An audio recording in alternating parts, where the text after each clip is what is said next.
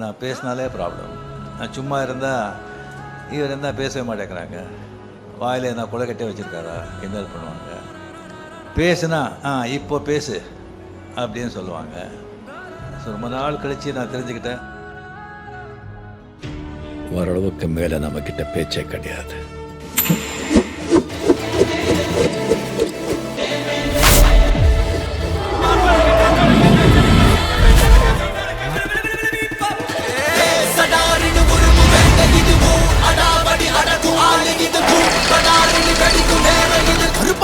வழி மறிக்காதே.